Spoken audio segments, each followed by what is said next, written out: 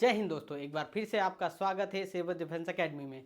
हमने हमारे एमपीएसआई के जो आपका कोर्स था उसमें एमपी जीके के बारे में विस्तार से पढ़ा था। उसमें थोड़ी कमियां हैं, उसको भी हम दूर कर देंगे। और हम फिर हमारी सीरीज लेके आए थे एमपी के करंट अफेयर की। अब जो हमारा उद्देश्य है वो 26 अप्रैल एमपीपीएससी है, ठीक है। तो उसी के प्रीलिम के दृष्टिकोण से हम पूरा पढ़ेंगे। और हमारा जो करंट अफेयर की सीरीज चल रही है उसमें हमने जनवरी, फरवरी और मार्च तक का करंट अफेयर 2025 का जो है आपके महीनों का करंट अफेयर करवा दिया। और इन्हीं जो लाइनें हैं इनमें आप अगर आप खुद चाहें तो ये छोटा छोटा सा इनको सर्च कर करके आप पता कर लीजिएगा। इसी में से आपको प्रश्न मध्य प्रदेश के करंट से संबंधित कम से कम 60 से 70% आपके बन जाएंगे।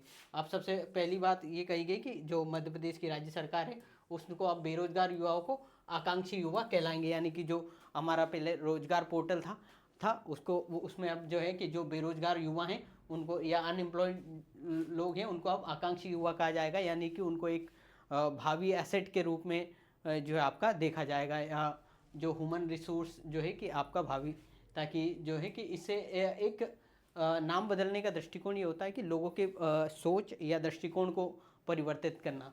और इसी संदर्भ में जो है आपका ये बदला गया है। पर इसमें सबसे महत्वपूर्ण बात यह है कि अभी हमारे एमपीपीएससी में जो विरोध प्रदर्शन हो रहे हैं वो इसलिए हो रहे हैं क्योंकि एक तो मध्य प्रदेश में वैकेंसी बहुत कम आती हैं सरकारी, और खासकर एमपीपीएससी में तो 100-150 वैकेंसी, इतना बड़ा राज्य है, इतनी जो है कि इतनी मशीनरीज की या इतनी जो है आपकी संवैधानिक मशीनरीज की ज़रूरत पड़ती है। यानी कि ऑफिसर्स वगैरह की, या जो आपका कि रेगुलेशन डी रेगुलेशन, या आपका कि लोगों के घर तक विकास पहुंचाने के लिए, लोगों को आपका की सुविधा मुहैया करवाने के लिए हमारे पास इतनी, क्योंकि मध्य प्रदेश इतना बड़ा राज्य है, उसके बाद इतनी बड़ी जनसंख्या है, उसके बाद पहाड़ी वगैरह का क्षेत्र है, तो हमारे पास ज़्यादा ऑफिसर्स की ज़रूरत है। यानी कि हमारे पास ज़्यादा ऑफिसर की ज़रूरत होनी चाहिए ताकि हमारी सरकार जो है कि लोगों का जो है कि आपका लोकतंत्र को गांव के उस सबसे गरीब या पिछड़े तबके तक ले जाया जा सके, जो खुद उठकर जो है कि सरकार से सेवा मांगने नहीं आ सकता। तो हमारी जो सेवाएं हैं, हमारी जो योजनाएं उनके घर तक पहुंच जाए। इस दृष्टिकोण से मुझे लगता है कि सरकार को और रोजगार के अवसर खोलने चाहिए। हाँ, मैं मानता हूँ कि सरकारी लिमिट है, परंतु फिर भी जैसे कि हर राज्य में, अब हम राजस्थान की बात करें, उत्तर प्रदेश, जो ज़्यादातर राज्यों में, जो यानी कि मध्य प्रदेश से छोटे राज्य में, मध्य प्रदेश से कम जनसंख्या है, मध्य प्रदेश से कम वहाँ पे वेगने से जो है आपका कि भौगोलिक दशाएं अनुकूल है, वहाँ पे हमारे यहाँ थोड़ी बहुत प्रतिकूल है, फिर भी वहाँ पे जो है कि आपके 1000-1200 वैकेंसीज आ रही हैं। तो हमारा ये मांग है, सभी की, मेरी भी मांग है कि कम से कम 1000 से 800 वैकेंसीज आए। चाहे एक साल की बजाय 2 साल में वैकेंसी आए, पर कम से कम 1000 वैकेंसी आनी चाहिए, ठीक है। अब हम बात करते हैं वित्त आयोग के अनुदान के बारे में। तो वित्त आयोग की जो है आपकी सबसे पहली बात की गई है तो आर्टिकल 280 में हमारे भारतीय संविधान के वित्त आयोग की बात की गई है। वित्त आयोग के गठन जो है आपका प्रति 5 वर्ष में 5 वर्ष पे आपका राष्ट्रपति गठित करते हैं केंद्र में, और राज्यों में जो आपके राज्यपाल करते हैं, राज्य में राष्ट्रपति द्वारा, ठीक है। और इसमें तीसरी बात है आपकी कि राज्यों में आर्टिकल 243 आई के तहत राज्यपाल, ठीक है, राज्यपाल गठित करता है। अब इसका कार्य है आपका करों का विभाजन। मुख्यतः जो केंद्र सरकार को जो कर प्राप्त होते हैं उनका राज्यों में विभाजन के दृष्टिकोण से आपका इसका गठन किया जाता है, ठीक है, करों का विभाजन। तो और इसका जो फॉर्मूला जो देते हैं वो वित्त आयोग जो है आपके देते हैं। तो अभी वर्तमान में राज्यों का हिस्सा जो आपका 41% जो है आपका राज्यों का हिस्सा 41%, राज्यों यानी कि केंद्र को जितना भी पैसा मिलेगा करों के रूप में उसका 41% राज्यों को दिया जाएगा। और ये जो आपका 41% राज्यों को दिया जाएगा, फिर ये राज्यों में अलग तरीके से डिस्ट्रीब्यूट, यानी कि वापस से उनमें जो है आपकी वितरित होगा। उसमें उसके लिए 4-5 दृष्टिकोण है। एक आपकी जनसंख्या है, और फिर जनसांख्यिकी है, और उसमें 1991 की जनसंख्या है, फिर उसके बाद जनसांख्यिकी है, प्लस उसमें इन्वायरमेंट है, और जो है आपके कि प्रगति के कार्य वगैरह जो है आपके इसमें भौगोलिक क्षेत्रफल उसमें एक संदर्भ है। फिर तो इस प्रकार से जो है कि 5 से 7 आयाम है इसमें, जो ये जो 41% राज्य जो आपका राज्यों के लिए निर्धारित किया गया है, इसको राज्यों में बंटवारे के लिए 4 से 5 आयाम है। क्या क्या है आपके जनसांख्यिकी है, फिर जनसंख्या है, भौगोलिक क्षेत्रफल है, उसके बाद भौगोलिक विषमताएं हैं, यानी कि ज्योग्राफिकल लोकेशंस वगैरह भी, यानी कि कोई विशेष महत्वपूर्ण जगह पे तो उस हिसाब से उनको अलग अलग अनुदान दिया जाता है। प्लस जो है आपके गरीबी या पिछड़ापन वगैरह है, इसको भी एक संदर्भ माना गया है। अब इसको इसमें इन्वायरमेंट को भी, या जो आपका कि वन क्षेत्र वगैरह जो होता है उसको भी इसमें एक आयाम मानकर जो है आपके करों का विभाजन राज्यों में किया जाता है। ठीक है। और वित्त आयोग को आपका अर्ध न्यायिक न्याय क्या है, क्या बोलते हैं, अर्ध न्यायिक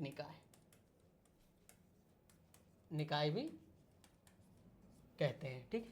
तो इतना हमारा, अब हमारे एमपीपीएससी के दृष्टिकोण से इतना महत्वपूर्ण है। उसके बाद हम और भी इसमें बहुत सी चीज़ें हैं। मुख्यतः वित्त आयोग को हम चाहें तो इसकी बहुत सी चीज़ें इसके बारे में बहुत लिख सकते हैं अगर शब्द में आए, क्योंकि ये एक इसका जो है आपके करों का विभाजन है, तो इसकी क्रिटिकल हम आलोचनात्मक कर सकते हैं कि इसमें जो है कि मुख्यतः इसमें एक होता है कि जो हमेशा से साउथ के राज्यों ने कदम उठाया है कि ये थोड़ा बायसनेस करता है, यानी कि जो राज्य सरकार जो जिसका सपोर्टिव सरकार होती है, जो जिसकी सहयोगी होती है, उनको अधिक दिया जाता है। या फिर जो है कि इसमें विभिन्न विभिन्न एक मुद्दा ये है कि साउथ के राज्यों ने जनसंख्या नियंत्रण पे ज़्यादा काम किया, और जो आपके नॉर्थ के राज्यों ने कम किया है। उसके बाद भी जनसंख्या को जो है कि एक आयाम बनाया हुआ है वित्त के वितरण का, यानी कि जो करों का जो कर राज्यों को प्राप्त है 41%, उसका राज्यों में जो वितरण है उसमें उसको भी एक संदर्भ बनाया गया। तो इस हिसाब से वो कहते हैं कि अगर हमको ये डिमोशन से, यानी कि हम जनसंख्या कम कर रहे हैं तो हमको कम कर मिलेगा, ऐसा है। तो और फिर गरीबी वगैरह ये सब चीज़ें हैं आपकी इसमें तो जोड़ी गई हैं। ठीक है। अब उसके बाद हम तो इसमें फिर उसके बाद वर्तमान में जो है हमारा 16वां वित्त आयोग है। ठीक है।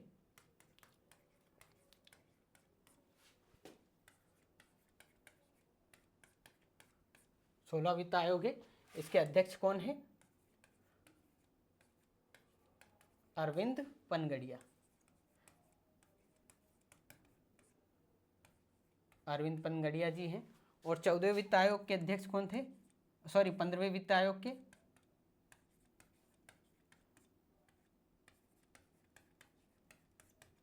एन.के. सिंह। माफ़ कीजिएगा, राइटिंग इतनी सही नहीं आ रही, पर धीरे धीरे अगर हम कोशिश करेंगे तो राइटिंग। तो अभी वर्तमान में जो है आपका 16वां वित्त आयोग का कार्यकाल क्या कितना है आपका, 2025 से 30, और 15वें वित्त आयोग का कितना है आपका 2020 से 2025 तक था। ठीक है। और इससे पहले 14वां वित्त आयोग था, जो कि उसके अध्यक्ष जो आपके रेड्डी साहब थे, जिन्होंने कि ये जो 41% का जो फॉर्मूला है राज्यों को, ये उन्होंने दिया था। इससे पहले ये शायद 37% के आसपास था, केंद्रीय करों का जो है कि 37% हिस्सा राज्यों को बांटा जाएगा, पर अब जो है कि इसे बढ़ा के 41% कर दिया गया है। यानी कि केंद्र सरकार के बाद जो कस्टम ड्यूटी वगैरह या विभिन्न जो आपका कि केंद्रीय जीएसटी वगैरह से जो प्राप्त होता है कर प्राप्त होता है, उसमें 41% हिस्सा है। अब जैसे कि जब जीएसटी 2017 में 1 जुलाई 2017 को जीएसटी लागू किया गया था, उसके बाद 5 साल के लिए जो राज्यों को क्योंकि कहीं ना कहीं जीएसटी लगने से राज्यों को जो है कि आर्थिक नुकसान उठाना पड़ा था, तो उसको कम करने के लिए केंद्र सरकार ने जो आपका विशेष सेस लगाया था, और उसके माध्यम से 5 साल तक सभी राज्यों को विशेष अनुदान राशि दी गई थी। तो वो उसका तो कार्यकाल खत्म हो गया है, पर अभी भी सेस लगा हुआ है बहुत सी चीज़ों पे। जो मान ले कि जो आपके जो नार्को जो आपके जो नशीले पदार्थ वगैरह है या तम्बाकू वगैरह पे जो आपके जो सेस लगा हुआ है, ये सेस को जो है कर पे कर, टैक्स ऑन टैक्स बोलते हैं सेस को, यानी कि जो एक विशेष टाइप का कर कहते हैं सेस, तो टैक्स ऑन टैक्स बोलते हैं इसको। तो इसे लगाया गया है जिससे कि अभी 5 साल तक राज्यों को दिया गया। अब जो है कि वो सेस अभी बंद नहीं किया है सरकार ने, उसको 2027 तक के लिए कंटिन्यू कर दिया है। और जो सेस आएगा वो केंद्र सरकार अपनी, जो राज्यों को इतना पैसा दिया है या जो दिया है, तो वो अपनी भरपाई के लिए उसको अब रखेगी, ठीक है। और ये टैक्स वगैरह ये सब आप ही के, हम सब जनता के ही पैसे होते हैं, और उसी के से जो आपका सारा। तो अब हाँ, हम देखते हैं अब, ठीक है। हम दूसरा चीज देखते हैं। अब देखते हैं हमारा कि मध्य प्रदेश सुगम परिवहन सेवा, जो आपकी मध्य प्रदेश के जो मुख्यमंत्री हैं उनकी मंत्रिपरिषद ने इस योजना को जो आपके अप्रूवल दे दिया है, मंजूरी दे दी है। इसका उद्देश्य है मुख्यतः शहरों में जो सभी शहर वगैरह हैं वहाँ पे जो है कि परिवहन सेवाओं को त्वरित और जो आपका विस्तारित ढंग से अवसंरचना विकास के दृष्टिकोण से, जैसे अभी हर राज्य में, जैसे कि प्रत्येक शहर में, जैसे इंदौर में मेट्रो आ गई, भोपाल में ये योजना ग्वालियर में चल रही है। तो इस प्रकार से ये योजना है कि जो जो शहरों का जो है आपका परिवहन है उसको सुगम बनाना है, मोबिलाइजेशन को जो है आपका बेहतर करना है। और इसी में जो है आपके एक सिटी बस सेवाएं जो अलग अलग शहरों में शुरू की जाती है, पर विभिन्न शहरों में नहीं है वो सेवा, तो उनमें भी सेवा शुरू करने के दृष्टिकोण से आपकी सुगम परिवहन सेवा शुरू करने के लिए ये आपका इसका अप्रूवल दिया है। फिर जल गंगा संवर्धन अभियान शुरू किया गया। तो ये कब शुरू किया गया है आपका, ये जून ये आपका 30 मार्च से 30 जून 2025 तक शुरू किया गया है, ठीक है। 30 मार्च से 30 जून 2025 तक के लिए शुरू किया गया है। और इसमें ये कहाँ से शुरू किया गया है, तो आपका ये शिप्रा नदी जो उज्जैन में बहती है वहीं से शुरू किया गया है। इसका मुख्य उद्देश्य जो है कि आपका नगरीय निकायों में नदी, तालाब, कुओं, बावड़ी के संरक्षण के दृष्टिकोण से शुरू किया गया है, ठीक है। यानी कि मध्य प्रदेश की जो नदी वगैरह है, बाकी तमाम जो नदियां वगैरह हैं, उनको भी साफ करना जो है इसका मुख्य उद्देश्य है, ठीक है। और इसमें एक और चीज आप जैसे कि स्वच्छ भारत अभियान कब शुरू किया गया, तो स्वच्छ भारत अभियान 2 अक्टूबर 2014 को जो आपका स्वच्छ भारत मिशन, स्वच्छ भारत अभियान शुरू किया गया था, ठीक है। फिर आपके एक जो है कि आपका गंगा संवर्धन प्लान आया, गंगा के संरक्षण के दृष्टिकोण से 1973 में इंदिरा गांधी जी ने शुरू किया था। उसके बाद विभिन्न विभिन्न समय पे कार्य योजनाएं, गंगा एक्शन प्लान वगैरह, और गंगा की सफाई के को जो है आपके सफाई के उद्देश्य विभिन्न विभिन्न समय में विभिन्न विभिन्न एक्शन प्लान लाए गए। तो ये हमारा जल गंगा संवर्धन अभियान कहाँ से शुरू किया गया, शिप्रा उज्जैन से शुरू किया गया, शिप्रा नदी से। कब से कब तक चलेगा, 30 जून से 30 मार्च से 30 जून।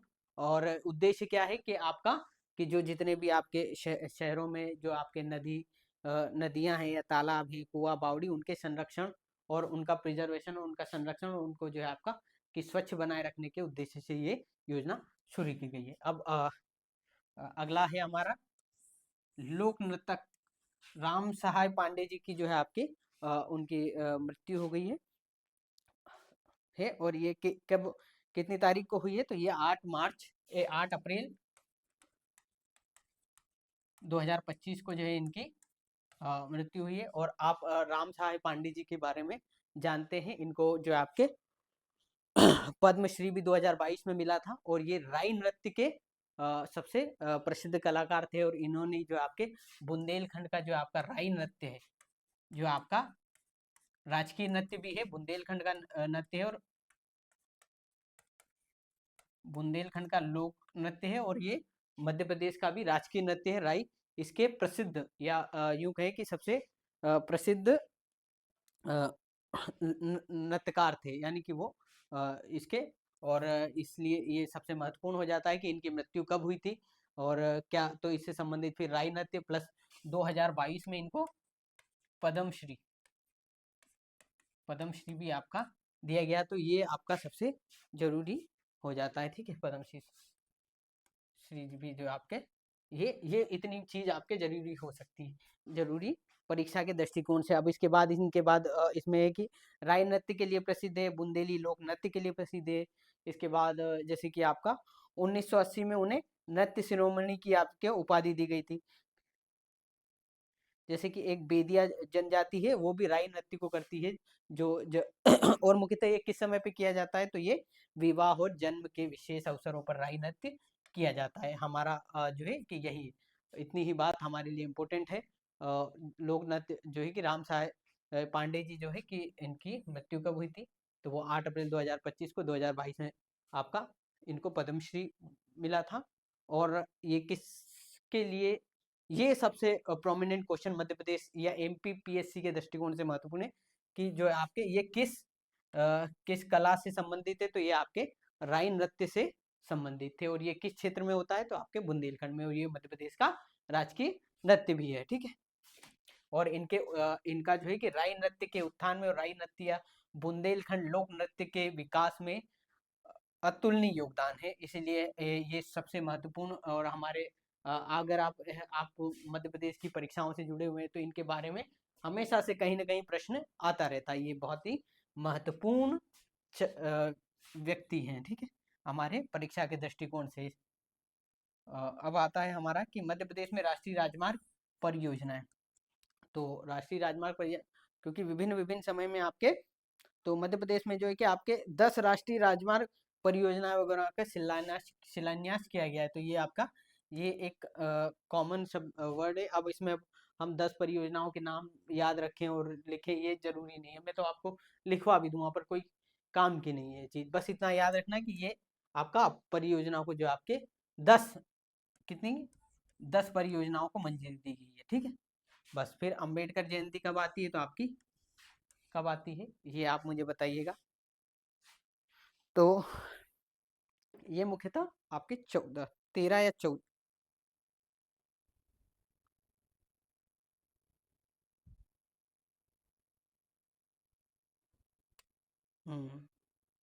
मुख्यतः 14 अप्रैल को, जो आपके 14 अप्रैल को जो है कि चलिए थोड़ा सा इसको साफ कर लिया जाए ताकि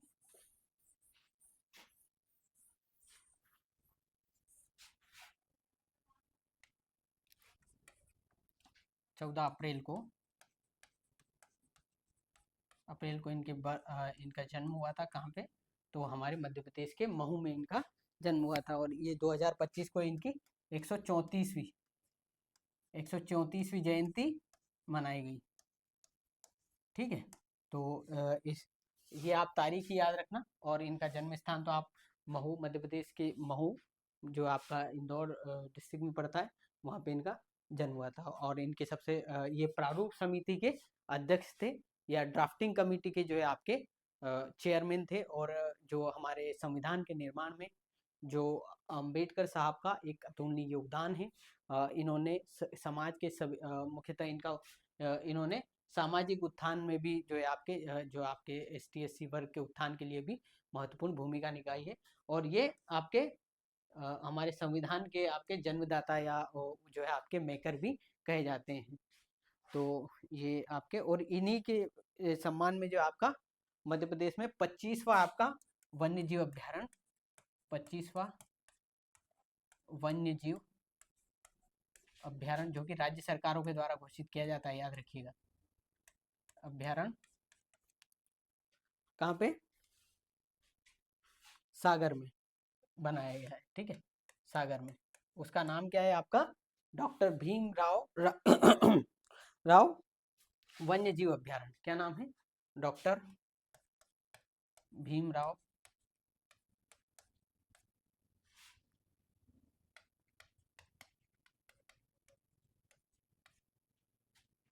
कर वन्य जीव अभ्यारण्य। ठीक है, वन्य जीव अभ्यारण्य या वाइल्ड लाइफ सेंचुरी। ठीक है, तो ये घोषित की गई है। ठीक है, और ये मध्य प्रदेश की 25वां आपका वन्य जीव अभ्यारण्य। ठीक है, बस इतना ही महत्वपूर्ण है। नहीं तो हम अंबेडकर साहब या अंबेडकर जी के बारे में तो क्या ही कहें, उनका अतुलनीय योगदान है। उनके बारे में हम और भी बहुत पढ़ सकते हैं, पर हमारे लिए जितना महत्वपूर्ण है हमारे परीक्षा के दृष्टिकोण से, उतना हम पढ़ेंगे। क्योंकि नहीं तो हम पढ़ते पढ़ते तो समय बहुत लग जाएगा और हम आज भी अपना करंट अफेयर पूरा नहीं कर पाए। फिर मध्य प्रदेश का 25वां वन्य जीव अभ्यारण्य कौन सा बना है, तो आपका वो आपका क्या नाम है उसका, मैं आपको पहले ही बता चुका हूँ, डॉक्टर भीमराव अंबेडकर वन्य जीव अभ्यारण्य या वाइल्ड लाइफ सेंचुरी है, ठीक है। अब उसके बाद गिद्ध संरक्षण और प्रजनन केंद्र, तो गिद्ध और संरक्षण और प्रजनन केंद्र कहाँ पे खोला गया है, तो ये आपका खोला गया है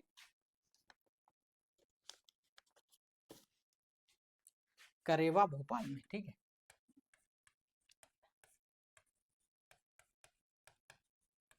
छह गिद्धों के संरक्षण के दृष्टिकोण से आपका गिद्ध संरक्षण जो है आपका संरक्षण और प्रजनन केंद्र भोपाल में खोला गया है, बस इतना ही। और सब गिद्धों का जो है आपका IUCN स्टेटस वल्चर क्या है आपका, तो वो IUCN वो वल्नरेबल, ठीक है। और अभी वर्तमान में मध्य प्रदेश में जो है कि गिद्धों की संख्या में काफ़ी बढ़ोतरी हुई है, और मध्य प्रदेश भी जो है आपके मध्य भारत में सबसे अधिक गिद्धों की संख्याओं में से एक राज्य बन उभरा है, ठीक है। तो ये आपका इतना ज़रूरी है। और आप IUCN के लिए कि जो आपके वल्नरेबल की लिस्ट में ये आप ध्यान रखिएगा, ठीक है।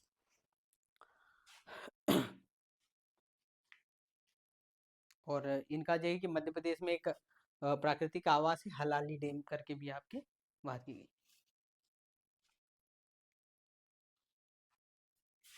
अमोनिया गैस का रिसाव, तो अमोनिया गैस का रिसाव मध्य प्रदेश में देखने को मिला है।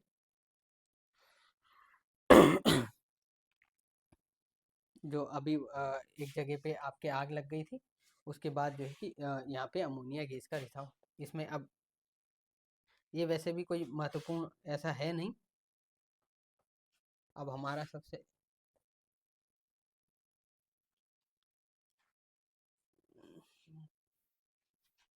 और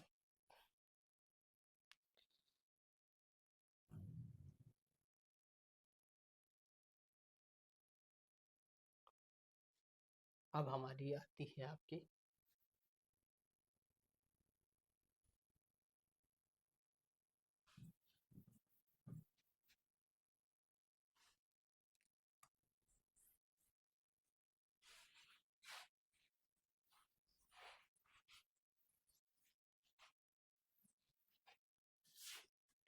ठीक है। अब हमारा जो है आपका अगला टॉपिक है आपका कौन सा, वो है कृषक कल्याण मिशन।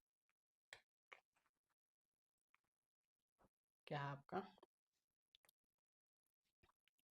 कृषक कल्याण मिशन।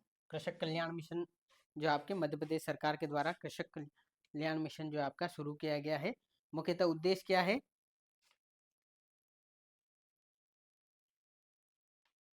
जो आपका मुख्यतः किसानों का कल्याण, यानी कि उनकी आय में वृद्धि, और उसके बाद जो आपके कि पर्यावरण अनुकूल कृषि को बढ़ावा देना, और जैव विविधता और जल ये मिशन मध्य प्रदेश सरकार के द्वारा शुरू किया गया। इसका उद्देश्य वही है आपका कि जो किसानों की आय को सुनिश्चित करना, आय में बढ़ोतरी करना, जैव विविधता और आपका सस्टेनेबल डेवलपमेंट, और यानी कि सॉरी जैव विविधता, और साथ ही साथ इसके जो जो आपके जलवायु जोखिमों को जो आपका एक होता है एडोप्टेशन और मिटिगेशन, है ना। एडोप्टेशन एडोप्टेशन, ठीक है, माफ कीजिएगा अगर स्पेलिंग, और मिटिगेशन।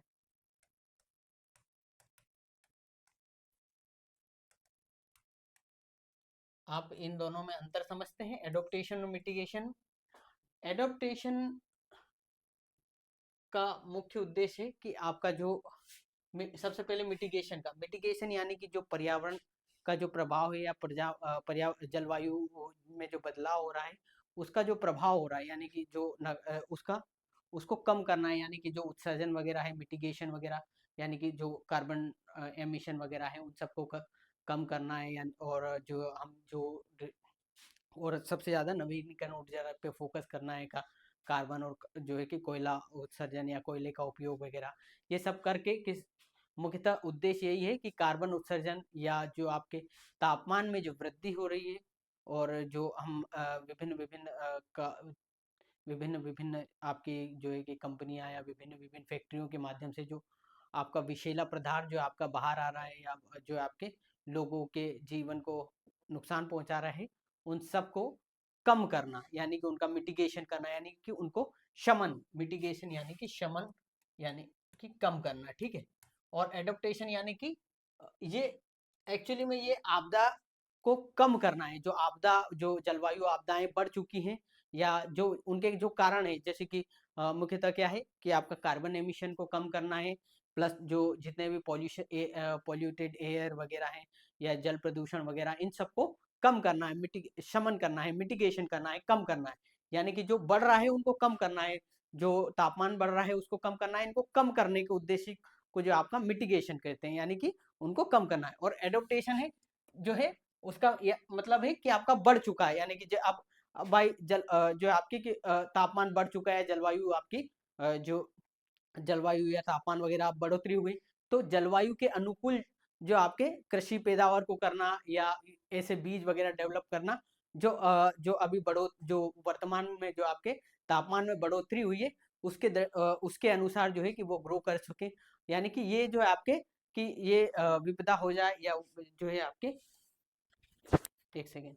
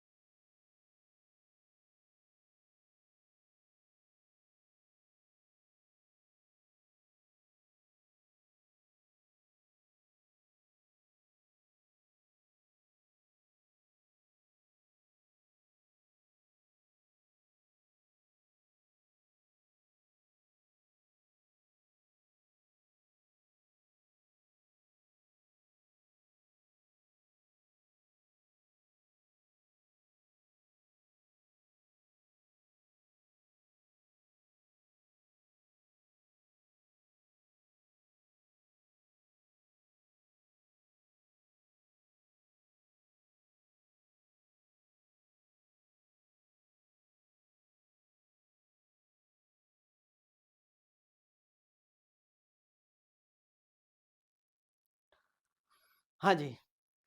माफी चाहूंगा। तो हमने एडोप्टेशन और मिटिगेशन के बारे में बात की कि एडोप मिटिगेशन यानी कि जो आपदा को कम करना या जोखिमों को कम करने की नीति है, उसके लिए पॉल्यूशन या आपका कि तापमान वगैरह को कम करना वगैरह का उद्देश्य है। और एडोप्टेशन का मतलब कि अब बढ़ चुका है तापमान, तो उसके अनुसार जो है कि जलवायु दशाओं दशाओं के अनुकूल करना, यानी कि अब तापमान बढ़ चुका है तो उसके अनुसार जो है आपका कि वातावरण को डेवलप करना, या कृषि वातावरण, या ऐसे बीज डेवलप करना जो बढ़ोतरी के बाद भी आपके केपेबल हो, प्लस सारी चीज में, चाहे जो हमारे इक्विपमेंट वगैरह हो, जो हमारे आर्मी फोर्स के जितने भी इक्विपमेंट हो, वो इस हिसाब से हो कि वो जो है कि आने वाली जो आपकी कि ऐसी टेम्परेचर वगैरह राइज हो जाए, उसके बाद बढ़ने के बाद भी वो अपने मूल रूप में काम करते रहें। ठीक है, अब हमारा ये बात अलग छीन गई। तो मुख्यतः कृषि कल्याण मिशन आपका शुरू किया गया है, और इसका मुख्य उद्देश्य आपका कि उनकी आय में बढ़ोतरी, जलवायु जैव विविधता अनुकूल बनाना, और धारणीय या संधारणीय कृषि और परंपरागत कृषि के ज्ञान के संरक्षित करना है। ठीक है, अब इसके बाद एक आती है डीबीटी। डीबीटी तो ये आपके 2013 में शुरू की थी, डायरेक्ट बेनिफिट ट्रांसफर, जो आपका जो लाडली बहनी जो है कि मुख्यमंत्री लाडली बहना योजना है, और जो विभिन्न विभिन्न योजनाओं के माध्यम से सीधे लोगों को जो आर्थिक रूप से जो मदद मुहैया करवाई जा रही है पैसों की, वो मुख्यतः डीबीटी के माध्यम से करवाई जा रही है, डायरेक्ट बेनिफिट ट्रांसफर। इसका जो है कि 2013 में इसे शुरू किया गया था। इसका मुख्य उद्देश्य था कि ये जो लीकेज है, जो आपका कि एक बार ये बड़ी ही मतलब आपके पूर्व प्रधानमंत्री राजीव गांधी जी ने एक बात कही थी कि ये मेरे लिए दुर्भाग्य की बात है कि मैं यहाँ से 1 रुपया सेंक्शन करता हूँ और मतलब मेरे मेरे लोगों के लिए मैं 1 रुपया सेंक्शन करता हूँ और उन तक पहुँचते पहुँचते शायद 2 या 3 पैसे तक या 5 पैसे ही पहुँच पाते हैं। तो ये जो लीकेज है इसको कम करने के लिए और जो आपका कि त्वरित यानी कि त्वरित विकास के दृष्टिकोण से या लोगों का आर्थिक रूप से सशक्तिकरण के उद्देश्य से और उनकी जो है आपके भ्रष्टाचार को कम करने के लिए डायरेक्ट लोगों के खाते में पैसे ट्रांसफर करने के लिए डीबीटी योजना लाई गई थी 2013 से आपके डायरेक्ट बेनिफिट योजना शुरू की गई। उसके बाद अब जैसे कि कृषक कल्याण में आपके ये है कि कृषक कल्याण मिशन है जो आपका ये बार बार एक उसके बाद सीएम कृषक जो आपके कृषक कल्याण योजना है सहायता राशि दी जाती है मध्य प्रदेश में दो वो 2020 में शुरू की गई थी 20-20 हजार सॉरी सॉरी सॉरी 2-2 हजार की 3 किस्त दी जाती है 6 हजार की आपकी प्रत्येक जो है कि जो उसके लिए एलिजिबल है प्लस जो केंद्र प्रधानमंत्री जो है आपकी कृषि बीमा कृषि संरक्षण योजना जो आपका या पीएम किसान सम्मान निधि जो होती है और सीएम किसान सम्मान निधि और पीएम किसान सम्मान निधि। पीएम किसान सम्मान निधि के तहत जो आपके 2-2 हजार की 3 किस्तें दी जाती है 6 हजार और सीएम किसान सम्मान निधि के तहत 4 हजार सॉरी माफी चाहूंगा उस समय 6 गया 4 हजार की किस्त दी जाती है 2-2 हजार के 2 पॉकेट्स में ठीक। और कुल मिला के ये 10 हजार की पूरी आपके डीबीटी के माध्यम से किसानों को मिलता है। और लाडली बहना योजना कब शुरू की गई थी तो जून 23 जून जून 2023 में ये शुरू की गई थी और इसका मुख्य उद्देश्य था महिलाओं का आर्थिक रूप से सशक्तिकरण के उद्देश्य से शुरू की गई थी। शुरू में इसके लिए 1000 रुपये निर्धारित किए गए थे उसके बाद इसे 1250 किया गया विशेष विशेष समय पे रक्षाबंधन पे दिवाली पे और अब इसके तहत 1500 रुपये प्रति माह दिए जा रहे हैं महिलाओं के सशक्तिकरण के दृष्टिकोण से। अब इसका ये बात है कि इससे राज्य जो है कि राज्य को जो है आर्थिक रूप से नुकसान उठाना पड़ा है पर इसके बहुत से लाभ भी देखने को मिले हैं। बहुत से घरों में क्या होता था कि आप हम सब इस चीज़ से बिल्कुल वाकिफ़ हैं क्योंकि हम कहीं विदेश के नहीं हैं इसी भूमि के हैं इसी मिट्टी के हैं इन्हीं गाँवों के बसे हुए हैं। तो हम सब जानते हैं कि बहुत से गाँव में क्या होता है कि वो गाँव में क्या शहरों में सब जगह कि जो पुरुष होते हैं बहुत से ऐसी कहीं ना कहीं बुरी लत से या वो क्या करते हैं कि जितना कमाते हैं उतने ही पैसा का वो दारू पी जाते हैं। तो घर पे जो है कि राशन वगैरह की व्यवस्था बिल्कुल नहीं होती है उसकी वजह से वो महिलाएं और वो बच्चों को जो है आपका बहुत बार भूखा वगैरह सोना पड़ता है। तो ये जो योजना है इसके माध्यम से जो उनको 1000 रुपये या 1500 रुपये दिए जाते हैं तो वो महिलाएं इससे जो अपना राशन खरीदती हैं या राशन तो सरकार दे रही है मान लीजिए आप कहेंगे कि 35 किलो सरकार दे रही है पर बहुतों को डॉक्यूमेंट की जो है आपकी डॉक्यूमेंट की कमियों की वजह से या क्योंकि हमारे यहाँ कहीं ना कहीं थोड़े बहुत लूप होल्स हैं संस्था में व्यवस्था में तो उसकी वजह से बच पा जाते हैं। तो उनके लिए प्लस जिनके पास मान लीजिए कि गेहूँ तो आपके मुहैया हो गए या आपके जो है कि राशन मुहैया हो गया परंतु फिर भी गैस चूल्हा और नमक मिर्ची लहसुन बाकी सब चीज़ें तेल वगैरह के लिए जो आपके ये पैसे काम आते हैं और इससे जो है कि उनको खाना वगैरह मिल रहा तो ये कहीं ना कहीं एक बहुत बड़ा इसका पहलू भी है लाना है। तो वही है कि हर योजना के आपके जो है कि सकारात्मक और नकारात्मक पहलू है और उन सबको गणना करके अगर उसके नकारात्मक पक्ष ज़्यादा हैं तो मुझे लगता है कि उस योजना को उसको रोक देना चाहिए और अगर उसके सकारात्मक पक्ष ज़्यादा हैं तो उसे चलने देना चाहिए। अब इसका जो है आपका कि ऑडिट होना चाहिए। ऑडिट होने के बाद अब जैसे इसमें क्राइटेरिया है कि जो विवाहित महिलाएं 21 से 60 वर्ष की उसके बाद जिनके पास 4 पहिया वाहन ना हो ट्रैक्टर वगैरह भी कुछ ना हो प्लस 1 या 2 एकड़ से कम भूमि हो। तो ये जो क्राइटेरिया है ये स्पेसिफिक नहीं है क्योंकि बहुत सी महिलाएं हैं जिनके पास घरों में ट्रैक्टर कारें हैं या बहुत सी जमीन है उसके बाद भी वो इसका लाभ उठा रही हैं। तो ये एक लीकेज है अब इसको सुधारना है प्लस ये करना है कि इसका ऑडिटिंग शुरू करनी चाहिए मेरे हिसाब से। तब जाके सोशल ऑडिटिंग बहुत ज़रूरी है। सोशल ऑडिटिंग मनरेगा में लाई गई है। सोशल ऑडिटिंग से मुख्यतः ऑडिटिंग का मतलब है कि एक स्वतंत्र संस्था के लोग होंगे वो गांव-गांव जाके पूछेंगे कि क्या सही है क्या गलत है और क्या उसमें बदलाव आना चाहिए कौन-कौन लोग जो है आपके कि कहाँ-कहाँ कमियां हो गई है कौन-कौन बड़े-बड़े लोगों को इससे मिल रहा है। तो ये सब लीकेज वगैरह सोशल ऑडिटिंग के माध्यम से हमें जो आंकड़ा मिलेगा उसके बाद हमें इसको रन करना है नहीं करना है उसका निर्णय लेना चाहिए। पर अभी तो इसके बहुत से लाभ देखने को हमें मिले हैं। ये हम आप ही खुद आपके घरों में समाज में देखिएगा, हम तो खुद देख रहे हैं। तो वाकई में इसके लाभ भी हैं, इसकी कोई सीमा नहीं है। बहुत सी महिलाएं जो है कि वो अब अपने आप को ज़्यादा आर्थिक स्वतंत्र महसूस करती हैं। वो जो पैसा आता है उनसे अपनी जो है आपकी कि जो जो एक भाव है जो है आपकी संपन्नता का भाव है, एक सामाजिक सुख कह लीजिए, एक सुख के दृष्टिकोण से, या तो वो कान की बालियां वगैरह, नाक, ये अमके झुमके वगैरह, या बहुत सी महिलाएं ऐसा करवा लेती हैं क्योंकि वहाँ पे खाना वगैरह के लिए उनके पति राशन वगैरह दे देते, पर उनकी जो चीज़ें हैं, बहुत सी चीज़ें होती हैं जो उनको पर्सनल लेनी होती है, बजाय इसके कि वो अपने पति या जो आपके परिवार में जहाँ रहती हैं उनको बताने की बजाय वो लेना चाहती हैं। कोई गलत भी नहीं है, तो वो उसके लिए ये काम आ सकता है। ठीक है, अब हमारी आगे की योजनाएं अब मैं ज़्यादा ही बातें कर रहा हूँ, तो ये चीज़ खत्म करके मैं सीधे सीधे अब अपनी हमारी पार्थ योजना कब शुरू की गई थी, तो वो आपकी 1 मई। कहोगे कि ज़्यादा ही ज्ञान, अरे वो फ्लो में हो जाता है ब्रो। नहीं तो भाइयों, नहीं तो मैं खुद ऐसी गलती नहीं करूँगा आपका समय ज़ाया करने की। अब फटाफट से हम एक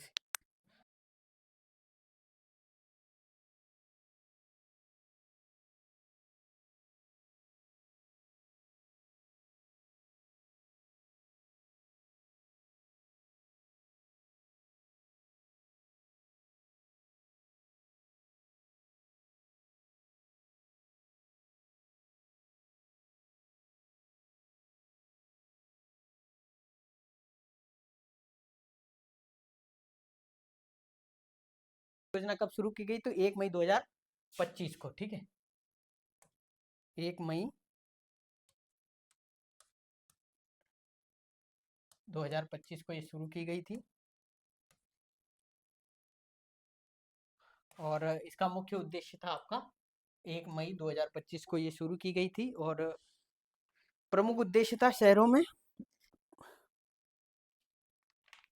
अच्छा, इसका पार्थ योजना जो है आपके सेना पुलिस वगैरह में जो लोग जाना जाना चाहते हैं, उनको आपके ट्रेनिंग वगैरह के दृष्टिकोण से ये योजना शुरू की गई थी 1 मई 2025 को। ठीक है, और प्रमुख शहरों में पहले 9 शहरों में पायलट प्रोजेक्ट शुरू किया गया है, और उद्देश्य क्या है आपका, सेना पुलिस या अर्धसैनिक बलों में भर्ती के लिए जो संपूर्ण प्रशिक्षण वगैरह देना, यानी कि शारीरिक फिटनेस अभ्यास है, या लिखित परीक्षा की कोचिंग, या व्यक्तिगत विकास के दृष्टिकोण से आपकी शुरू की गई। फिर आपकी दूसरी योजना है आपकी क्या है, प्रसाद योजना। प्रसाद योजना जो आपके कहाँ से शुरू की गई है, तो सीएम साहब ने जो आपके पीताम्बरा माई, जो माँ पीताम्बरा है,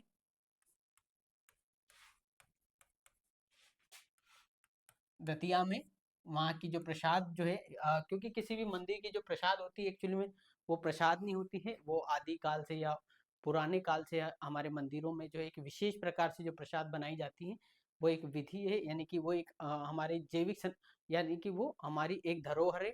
उसको संरक्षित करना, साथ ही साथ उसको जो है आपका कि उसको वैश्विक या पहचान दिलाने के, या जो है उद्देश्य से आपका ये प्रसादम योजना शुरू की गई है। और विभिन्न विभिन्न मंदिरों में आपके जो है कि सभी, चाहे उज्जैन के महाकाल मंदिर हों, आपके जो तिरुपति बालाजी महाराज का जो मंदिर है आंध्र प्रदेश में, उसके बाद और भी मंदिर हैं अलग अलग जगह पे, वहाँ पे ये प्रसाद को जो है आपका जीआई टैग भी दिया गया है वहाँ की प्रसाद को।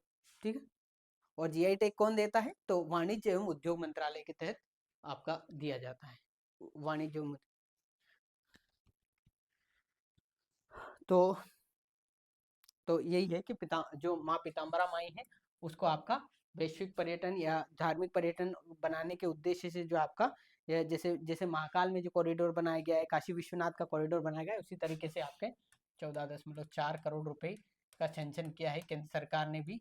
और इसको जो है आपका पीताम्बरा माई जो है हमारी है दतिया में, वहाँ को जो है कि पीताम्बरा माई जो है आपके लोक डेवलप करने के, जैसे महाकाल लोक डेवलप किया गया है उसी दृष्टिकोण से। फिर आपके मध्य प्रदेश में पराली जलाने के लेने का, अब जैसे कि मध्य प्रदेश में भी आपके जो गेहूं वगैरह है उसको गेहूं वगैरह होते हैं मार्च अप्रैल के समय में। उसके बाद क्या होता है कि आजकल जो हार्वेस्टर से कटाए जाते हैं, तो आपके जो है कि बहुत ऊंचाई तक गेहूं जो है आपके ऊपर ऊपर की जो है आपके जो उम्बियां बोलते हैं हमारे इधर, तो तो वो कट जाती है, पर काफ़ी जो है आपका उसका रॉ मटेरियल खेत में रह जाता है। तो उसको बहुत से लोग क्या करते हैं कि या तो बहुत से चारा करवाते हैं तो भी वो छोटा-छोटा तो रह ही जाता है ना, क्योंकि ऊपर से कटाई होती है। तो उसको ख़त्म करने के लिए लोग लोग सीधे उनको जला देते हैं। तो उससे जो है आपके कि उनको जलाने से जो पॉल्यूशन निकलता है, उसकी वजह से कुछ एक जगह पे ऐसी घटनाएँ हुई कि मंदसौर वगैरह में कि पुलिस केस हुए। तो उसके बारे में चर्चा की गई है कि जलाने का संकट पैदा हुआ है। पर अब वही है कि क्योंकि अब जैसे जो विधि है कि पहले आप छिड़काव करिए, उसके बाद 15 दिन उनको जो आपके, वो बात सही है कि उसका जो है कि लाभ होता है अगर वो उस पे कोई किसी प्रकार का जो है आपकी पेस्ट आता है उसको छिड़काव कर दें, उसके बाद ट्रैक्टर से उसको जोत दें, तो वो 15-20 दिन महीने भर बाद जो है आपके पहली बारिश के बाद वो ना खेती में कहीं ना कहीं आपके कि पोषण का काम करेगा। परंतु वही है कि समय की आवश्यकता, और फिर ट्रैक्टर इतने वो एकदम से चल नहीं पाएगा, उस दृष्टिकोण से लोग फटाफट जला देते हैं। तो ये एक कंसर्न है। फिर मुख्यमंत्री कन्या विवाह योजना। तो मुख्यमंत्री कन्या विवाह योजना कब शुरू की गई थी? सबसे पहले हमारा मुख्य कंसर्न ये है, तो कब शुरू की गई थी आपकी? 2006 में शुरू की गई थी। ठीक है, 2006 में ये योजना शुरू की गई थी। मध्यवर्ती मुख्यमंत्री कन्या विवाह योजना है, कन्या विवाह निकाह योजना जो आपकी शुरू की गई थी। और अब इसका जो है आपका दीनदयाल अंत्योदय मिशन से जोड़ दिया गया है। कब कैसे? दीनदयाल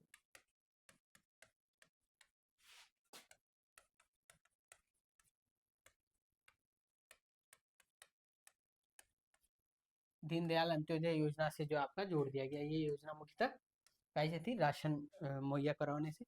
तो इसमें कुछ चीज़ें हैं। एक तो ये है कि आपका इसमें 51,000 रुपये दिए जाते हैं आपको, जो कन्या विवाह योजना में। उस और 51 सॉरी, तो पहले 51 थे, अब 55,000 दे दिए जाते हैं। 49,000 जो है कि लड़की या जो लड़की को दे दिए जाते हैं। और जो 6,000 रुपये हैं, 6,000 जो है कि जो ऑर्गेनाइज संस्था, जो ऑर्गेनाइजर होता है, जो आयोजक संस्था होती है, उसको दिया जाता है। फिर और उन और न्यूनतम जो है आपके न्यूनतम 11 से 200 जोड़े इसमें हो सकते हैं। ठीक है, तो बस यही याद रखिएगा कि कब शुरू की गई थी? 2006 में। इसमें रुपए जो कितने आते हैं?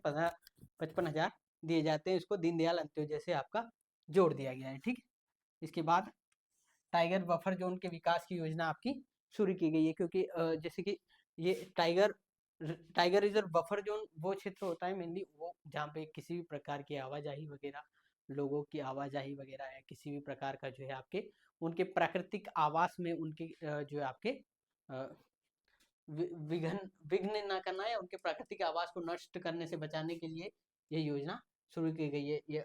यानी कि इस क्षेत्र में आपके किसी भी प्रकार के आवागमन, किसी भी प्रकार की पर्यटन वगैरह की सुविधाएं बंद कर दी जाएगी उनके अ, पर्यावरणीय दृष्टिकोण से, और जो जीव जंतु हैं वगैरह उनके जो उत्थान के दृष्टिकोण से या उनके संरक्षण के दृष्टिकोण से। क्योंकि क्या होता है कि कहीं ना कहीं लोग जाते हैं आजकल बहुत सी चीज़ें उस वजह से जो है आपके क्योंकि बहुत से शिकार वगैरह के मुद्दे देखे गए हैं, तो इस वजह से ये योजना की गई है। और साथ ही साथ इसका मुख्य उद्देश्य ये है कि जो बहुत से पर्यावरणीय प्रभाव, पर्यावरण जो है आपका जलवायु परिवर्तन हो रहा है, तो उससे उनके स्वास्थ्य पर जो प्रभाव पड़ रहा है उससे बचाने के लिए, प्लस उसकी स्टडी करने के उद्देश्य से ये आपका और टाइगर रिजर्व बफर जोन वगैरह वाला क्षेत्र, जैसे कि ये पूरा टाइगर रिजर्व है।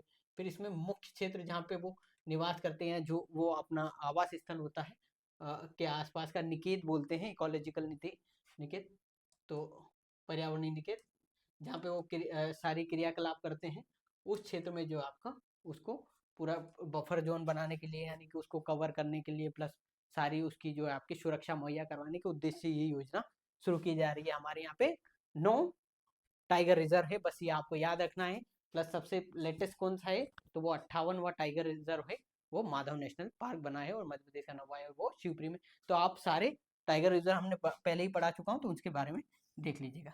फिर मध्य प्रदेश में अन्य पिछड़ा वर्ग आयोग को, जैसे कि इसमें सबसे बड़ा विवाद ये उपज गया है कि इससे पहले मध्य प्रदेश में ओबीसी को 14% आरक्षण था, और एसटी को जो है आपके 20% आरक्षण है, और एससी को लगभग 14 से 16% शायद आंकड़ा मैं मिस कर रहा हूँ तो यार वो शायद 14% आरक्षण है, 16% आरक्षण है।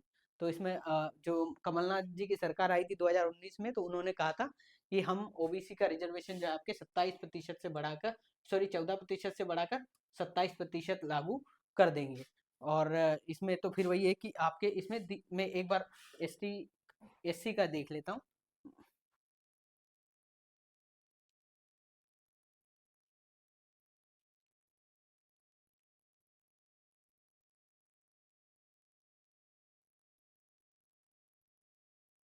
जी हाँ। हाँ, 16% एससी के लिए है, 20% एसटी के लिए है, और 14% आपका ओबीसी के लिए है, और 10% ईडब्ल्यूएस। तो कितना हो गया आपका? 14 + 16 + 20 + 10, कितना हो गया आपका? जोड़ लीजिए। ये आपका कितना हुआ? 30। 30 और 20 50 और 10 60, तो ये 60% हो गया। ये पहले से ही 50% की जो सुप्रीम कोर्ट की गाइडलाइंस है वो उसको क्रॉस कर गया है, ठीक है। क्योंकि मंडल आयोग में भी कहा था कि जो सरकार ने कहा था 1992 की कि 50% की सीमा जो है कि केंद्र सरकार को या सरकारों को लांघनी नहीं चाहिए आरक्षण की। तो 20 और 10 30 और 30 60% हो गया। अब इसमें अगर हम कितना 14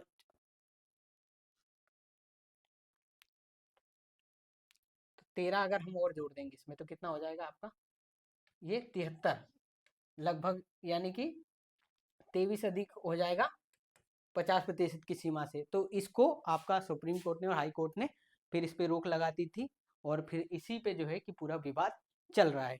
क्योंकि अगर आप 73% अगर आरक्षण हो जाएगा तो फिर ये लगभग लगभग 25% अलग राज्यों और जनरल के लिए बचेगा। तो इसी दृष्टिकोण से, और जो सुप्रीम कोर्ट की गाइडलाइन है, जो सुप्रीम कोर्ट की जो लिमिटेशन है, वो 50% तक आरक्षण की है। तो इससे संबंधित ये अब विवाद है।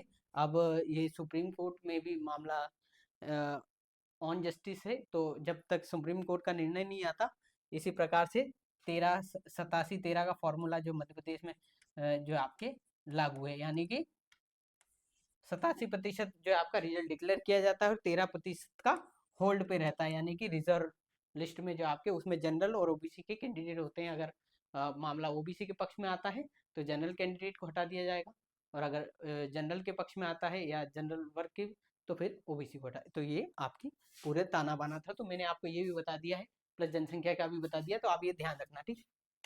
और इससे संबंधित जो सुप्रीम कोर्ट के जो केसेस हैं उनको भी आप देख लेना, ठीक है।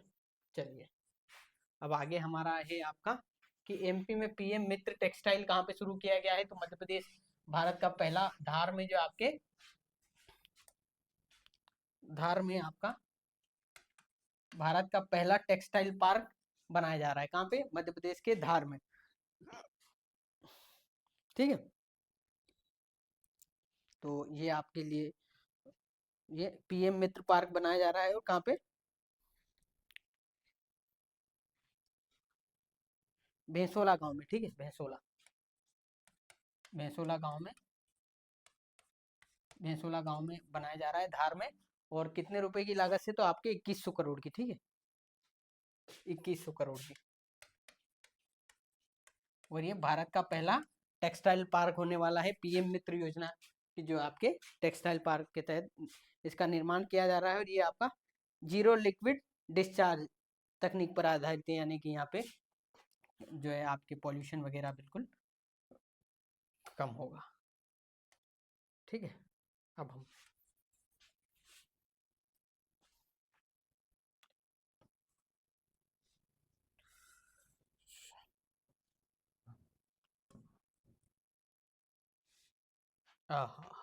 तो पीएम, फिर पीएम उत्कृष्टता पुरस्कार, ठीक है। पीएम उत्कृष्टता पुरस्कार जो आपके घोषित किए गए। तो पीएम उत्कृष्टता पुरस्कार के तहत जो है आपका एमपी का जो सिविल सेवा एमपी को जो है आपका सिविल सेवा के दिवस, हाँ, तो एमपी के जो सिविल सेवा दिवस के अवसर पर जो एमपी के आपके राजस्व विभाग के साइबर तहसील के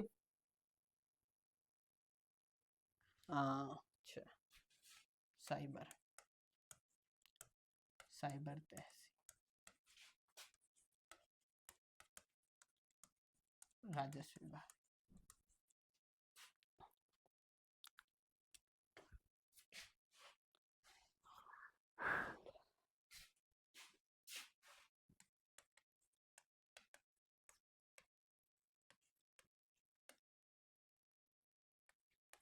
तो ये योजना साइबर तहसील के लिए जो आपकी शुरू की गई है, तो इसका उद्देश्य तो इसके लिए जो आपके उत्कृष्टता पुरस्कार मिला इकाई के लिए साइबर तहसील पहल के लिए, राइटिंग की मैं माफी चाहूंगा आपसे।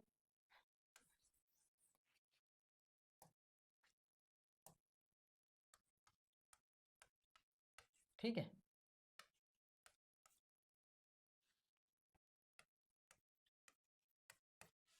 उसके बाद आता है कि भारत से बोत्सवाना से चीते लाए जाएंगे। सबसे पहले कहाँ से चीते लाए गए थे, ये हमें याद करना है। और कहाँ पे लाए गए थे, तो आपके सितंबर माह में 2022 में, जो आपके हमारे जो नेशनल पार्क है, जिसे 2022 में नेशनल पार्क 2018 में नेशनल पार्क किया गया था घोषित, कूनो को। ठीक है, कूनो को जो आपके कूनो नेशनल पार्क श्योपुर।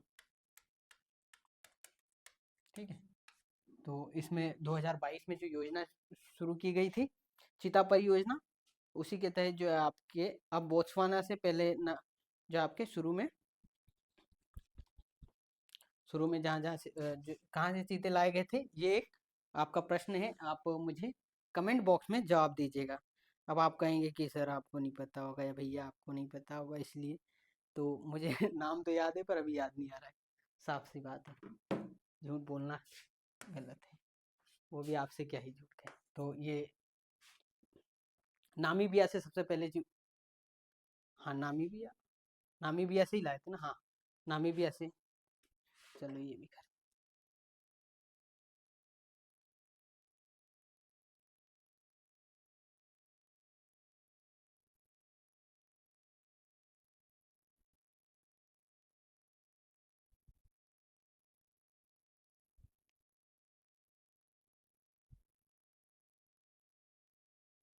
चलिए देखो सही है अपन। तो सबसे पहले नामीबिया से चीते लाए गए थे। ठीक है, और 8 चीते लाए गए थे उस समय पे भी, और उनको जो आपके कूनो नेशनल पार्क चौपुर में रखा गया था, और फिर वहाँ पे जो है प्रोजेक्ट चीता के तहत 2022 में जो है आपके पीएम साहब ने वहाँ पे चीतों को जो है आपके छोड़ा था। ठीक है, अब इसके बाद अब ये है कि जो आपका बोत्सवाना से भी वापस से 8 चीते लाए जाएंगे। कितने, बोत्सवाना से 8 चीते लाए जाएंगे, और इनको जो है आपका गांधी सागर अभ्यारण्य, जो आपका मंदसौर में गांधी सागर अभ्यारण्य, सागर वन वाइल्ड लाइफ सेंचुरी जो है आपके वहां पे जो है आपके मंदसौर। ठीक है,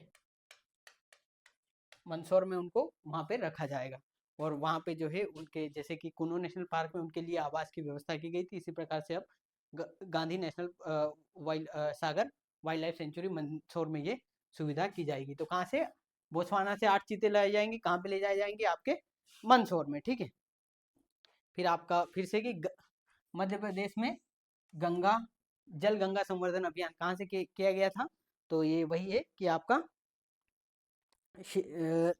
25 जून से थी, है ना, जून 2000, मार्च से, मार्च 30 से 30 जून तक 2025 तक के लिए शुरू की गई थी योजना।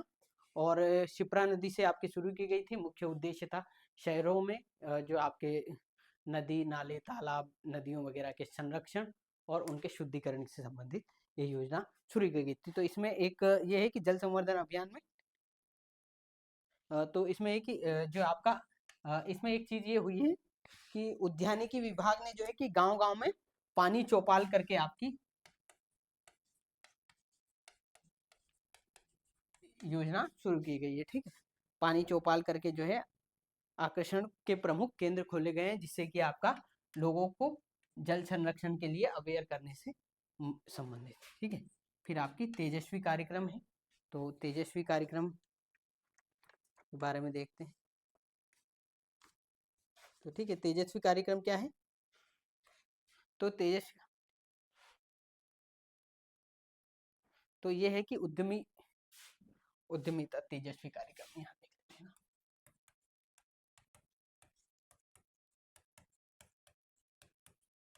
किसके द्वारा? उद्यमिता विकास। उद्देश्य क्या है? उद्यमिता विकास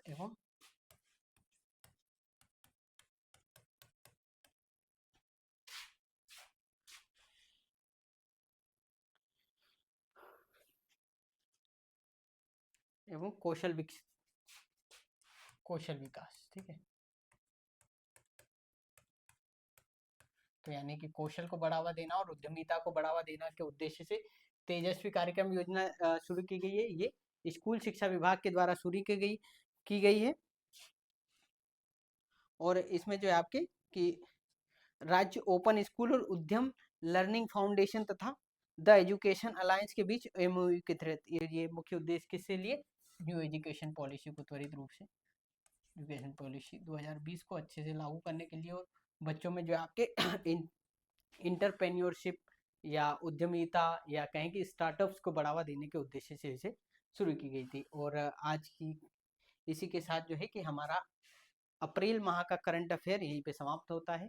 और मैं चाहूँगा कि अगली बार और इसको थोड़ा छोटा किया जाए। आज क्लास ज़्यादा ही लंबी होगी, तो अगली बार से मैं आपको जल्दी से जल्दी इसको निपटाने की कोशिश करूँगा। मैं थोड़ा सा स्टैटिक के बारे में बात करते करते थोड़ा सा समय बढ़ जाता है, और जैसे कि मैं खुद आपसे सीखने की फेज़ में हूँ, तो मुझसे जो कमियाँ हो रही हैं उसके लिए आप मुझे कमेंट बॉक्स में सजेशन दीजिए और बताइए कि और कमियों में कहाँ कहाँ सुधार किया जा सकता है या सुधार की गुंजाइश है। जैसे आप बात कहेंगे हम उसको और अच्छे से सुधार करेंगे। और इसी के साथ आज की क्लास यहीं पे समाप्त होती है। जय हिंद, जय भारत। आप सबका बहुत बहुत शुक्रिया, धन्यवाद। जय हिंद, जय भारत।